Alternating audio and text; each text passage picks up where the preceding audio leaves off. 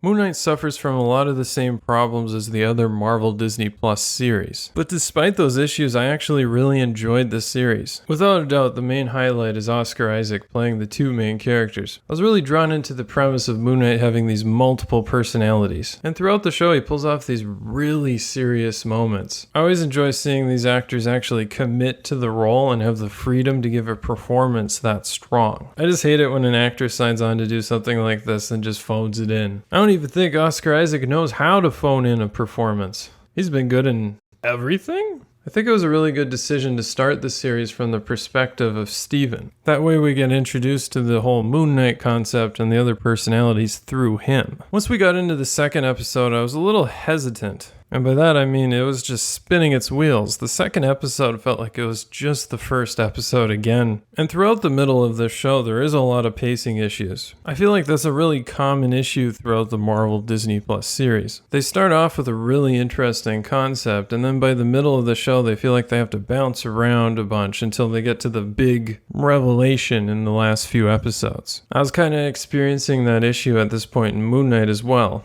I didn't find Mark's storyline that interesting in the middle of the show because I knew that the meat of the story was going to be him and Steven learning to work together. Plus, a lot of the action just felt off. The CGI was a little shaky, the choreography was a little bland. But hey, I appreciate the Indiana Jones style adventuring. I always really enjoy watching Indiana Jones and the Mummy, so I appreciate those vibes coming into other types of things like the MCU. Once we finally got to episode 5, I realized this is where the actual story begins. In keeping with the other Marvel Disney Plus shows, this one dumps like 80% of the most interesting ideas in the last 2 episodes. Steven and Mark start to actually figure out how to work together, and we get introduced to the psych ward, which I think is one of the most interesting aspects of the show. I gotta be honest, I wish that they introduced it a little earlier on, because I think it would have added more suspense to the show if we had this doubt in our own minds that maybe it's all happening inside Mark's head. That said, I think episode 5 is my favorite episode of all the Marvel Disney Plus series. They actually go into the trauma that Mark experienced as a child, and considering this is Disney, I didn't think that they'd go that far. But it looks like with Doctor Strange as well, they're trying to push the boundaries a little bit in what they can actually show in Marvel. And at this point with the MCU, I'm just welcome to anything different. Also, did I mention how weird this show is? These last 2 episodes really went for it. Hippos, giant alligators, giant skeleton bird guy. You know that you're really into a show when you stop thinking about how one of the characters is a hippo. I gotta say the finale falls into the same trappings as a lot of Marvel shows. Again, lots of lasers, big battle, not so much character development. But I gotta say the character development was handled so well in episode 5 that all the payoffs in the finale were rewarding. And for whatever reason, it seemed like the action was a step up in this episode too. Especially when Steven gets to show off his moves now that he and Mark have found balance. Speaking of balance,